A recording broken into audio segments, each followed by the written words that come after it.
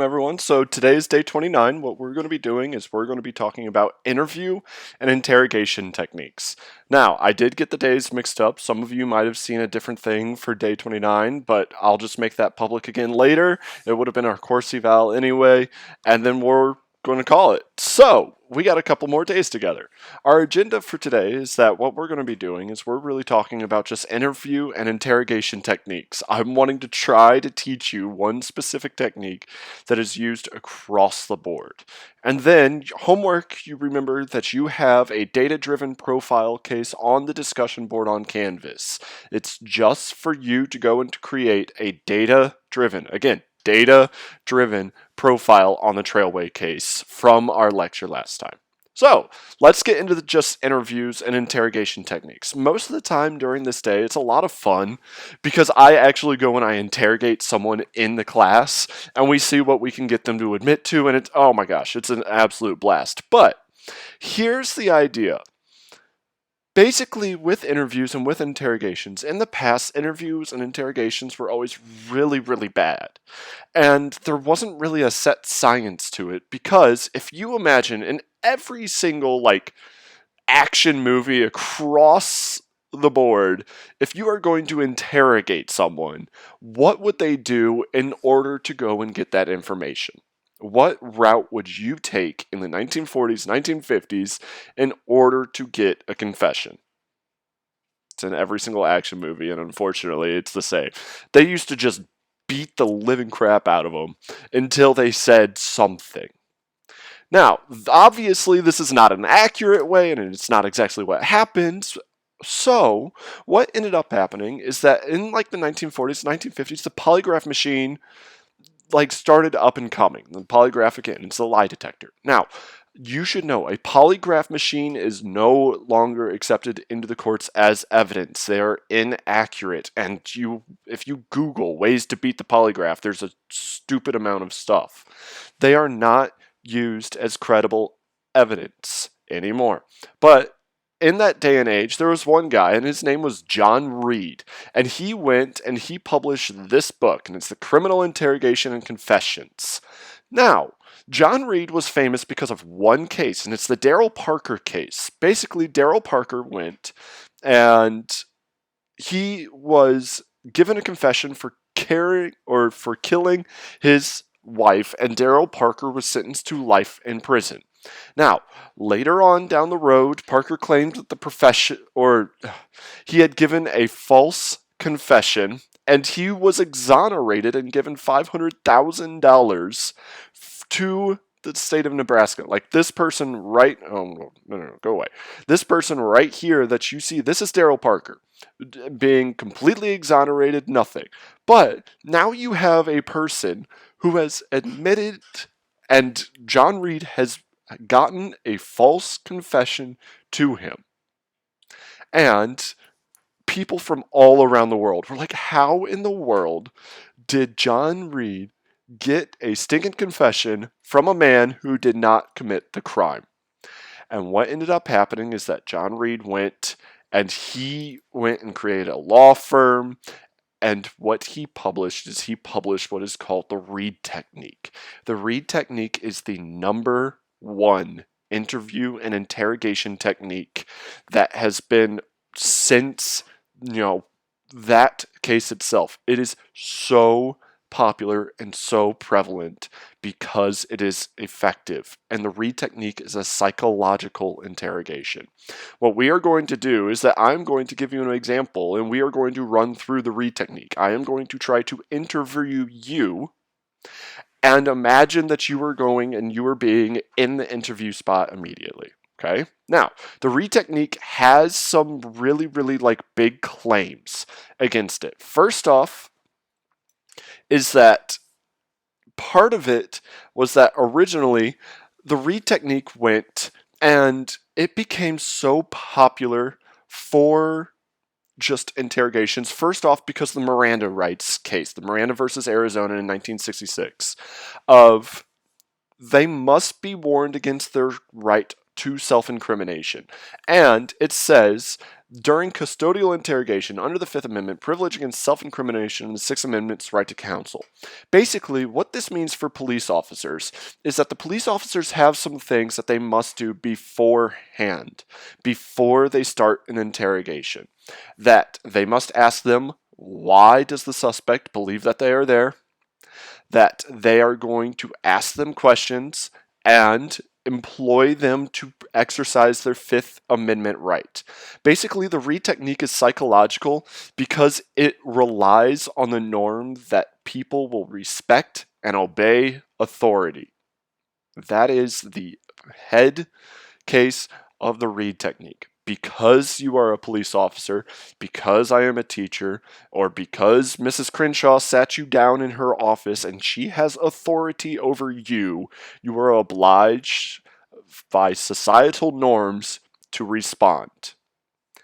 And the idea is that imagine you're in Mrs. Crenshaw's office, and again, you have the ability to say nothing.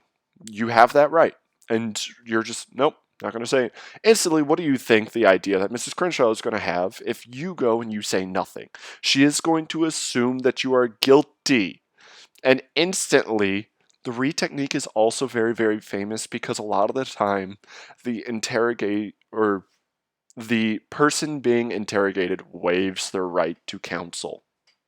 So, before we even get into the Reed technique, I have told you this plenty of times before, but I feel like it's a good thing to say once again. If you are ever questioned by police, shut up, sit down, and get a lawyer. Do not listen to this. They're going to say whatever in the world they want. You do not speak. You do not listen. You literally sit there, twiddle your thumbs, whistle a tune. I don't care. Shut up, sit down, get a lawyer. Okay, let's actually do it. So, the first assumption of the Reed technique is that you are being interrogated. Interrogation versus an interview are two completely different things. An interview is like really, they're kind of searching. They're usually early in the investigation. They're asking you general questions, home, police, it doesn't matter.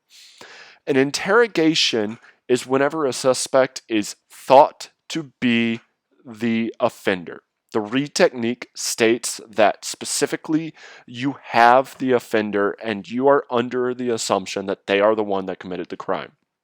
An interrogation is performed in a controlled environment. That's why they always ask you, hey, come on down to the station. That is the Reed technique 101. If they knock on your door, that is an interview. If they call you down to the station, that is an interrogation.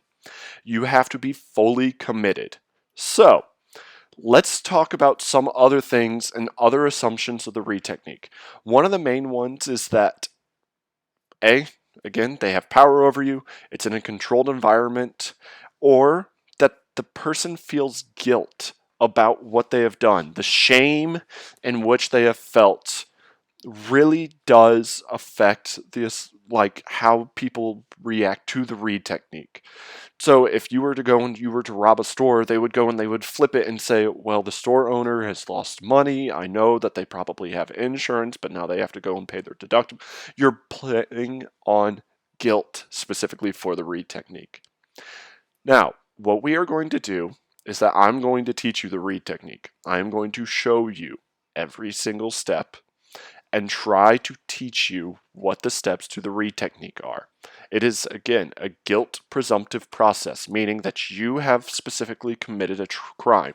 Here is going to be the scenario that I always like to do during my class. As I said, during my class normally, if it wasn't through this like online version, I would interrogate one of you.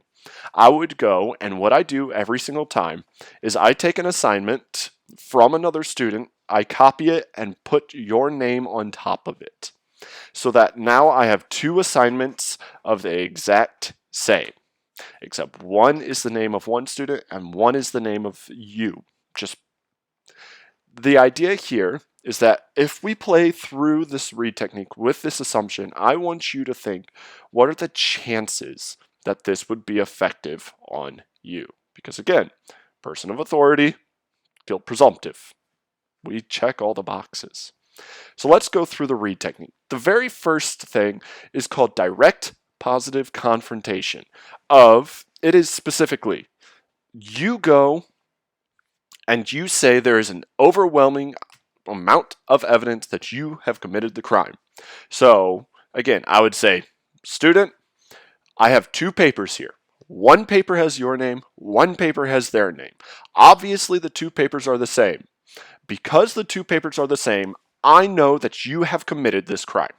That is a direct, positive confrontation.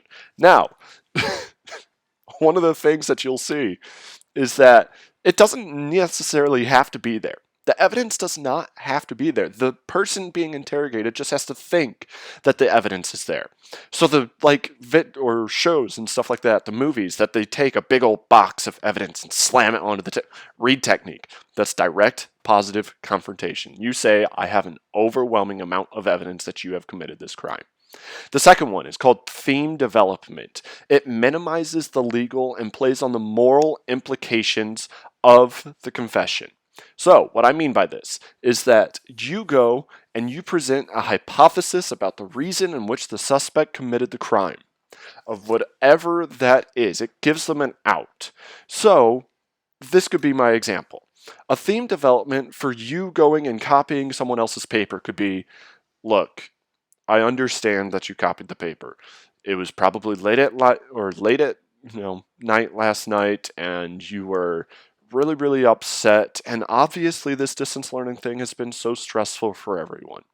Believe me, I understand, and I'm trying to be here with you. I want to support you through all of this. I want to go, and I want to be the person that helps you through this. Believe me, again, I know that this is really such a terrible time for everyone, but we have evidence that you have done this, and I'm going to try to make it easier for you to get the minimum sentence for here. Now, mind you, the read technique plays on emotions. It is psychological. The person at this point may not be talking because of the Fifth Amendment, and that's okay. Step 3 is handling denials. Of specifically, if they start to talk, if the interrogatee starts to talk of, no, I didn't, you shut them down immediately. You discourage the person from speaking. Specifically, you are playing the part of the, lawyer here. You say, hey, this is your Fifth Amendment right. I encourage you not to speak during this time. I understand that you go and you don't believe that you did this. That's fine. But you fight the contradiction. You are trying to go and you are trying to say what exactly they have done. So you handle their denials. The step 4 is overcoming objections. Eventually the person is going to be, I didn't do it. I promise you, I didn't do it. And eventually you let them talk. You allow for them to describe what. But Mr. Tate, I promise you, I wrote this and so-and-so wrote this. Obviously someone copied. And you reject all of their explanations. You say, that's fine. Then how in the world do I have two things of evidence right here with the same wording and a different name on them? You attack them with evidence. You go and you describe why all of their excuses and why all of their explanations are incorrect. You really go and you just shut everything down. What happens every single time after the person realizes that they can talk as much as they want, but they are not getting anywhere, is that they become quiet and withdrawn. People will go and they're going to shut down and they're like, oh my God, he's not listening to me. Why isn't he listening to me? I don't understand. And they become withdrawn. Unfortunately, this is the point and where you attack to not lose psychological advantage. The second one is you go and you retain the suspect's attention. Now, to do this, the very, very easy one that you will see all the time is to close the distance between the suspect and an investigator, showing sympathy and understanding. If someone goes, walks around the table, sits next to them, sits on top of the table, step 5, read technique. If someone slams their hands on the table to retain the read technique, every single show that you have ever seen, I promise you, is following this technique. It goes, and the entire point of step 5 is to remove the person's vulnerability. And what I mean by that is that the person's going to become withdrawn. They're going to go and they're going to be like, well, I don't know. And you don't allow for them to be quiet. You attack their psychological stance during step 5. Step 6 is called handling the passive mood of you show sympathy again, and you really play on the heartstrings for this one. Listen, I understand that you copied this paper. You know that this is ineffective, and you know that this is academic dishonesty. Now, here at Nerinx, we go and we handle these types of cases all the time. Believe me, I can tell you the 20 times in which I've had students cheat in my classes. I understand. But here at Nerinx, we're trying to empower women, and we're trying to say, let's become better through our time at Nerinx, and this is not becoming a better woman. So what we are going to do is that really, for our, culture, for you growing in just our Nerinx environment, it's important that you come forward. You are going to have some punishment, yes, but again, you are in a location that you are surrounded by love, and we want you to succeed. Sometimes people make mistakes, and now it's time to go and receive those repercussions. That is step 6. You are handling the passive mood. You are tugging on heartstrings, and you are fighting for them to understand and to tell you the truth. Step 7 is to present an alternative. People don't want to admit that they did X, but they may admit that they did Y. So, you give them 2 possible options. You present an alternative, and the person is more than likely to take that alternative as less blame. One of them is face saving. So, what I always do with the 2 papers, I say, look, in reality, there's 2 different things. It's either A, you went and you copied word for word from whomever. That, of course, is less face saving, and I present them an alternative of saying, or you went and you gave your work to so and so. That saves face. That makes the other person go and have the brunt force of the academic dishonesty, but you giving your paper is still academic dishonesty. I still get you. So I go and I ask them, look, I understand it was probably late at night. She's your friend. I don't, try to inference that you have this exact thing. So I'm going to give you 2 alternatives. It's either A, that you wrote and you copied word for word from her, or B, she copied word for word from you. And you go and you allow for them to speak. Step 8 is you have them orate these details, and you say, yeah, so and so copied. Again, all of their ideas are being shut down. So and so copied me. You give them a detailed account of the crime. And again, the investigator is showing sympathy. It is a psychological attack until finally you convert the oral to the written confession. As soon as they have that written confession, you're done. You have just now gotten a confession. During this entire thing, I want you to think right now, how likely is it for you to have had this type of technique work on you? I want you to think about that, because every single time students always go, and I call up one student. I've done this now, oh gosh, 5 semesters? This would have been my 6th. So 5 semesters so far. I have 100% success rate with this. Every single time I have performed the read technique on someone, I get a confession to something that they have not done. I want you to think, how likely or what are the chances in which you would be susceptible to this read technique? Now, let's talk about the faults of the read technique. What's the biggest fault do you think is applicable for the read technique? If you just think about it for a second, there's one really, really, really big one. It's false confessions. False confessions under the Reed technique are so prevalent, and they are especially prevalent in juveniles.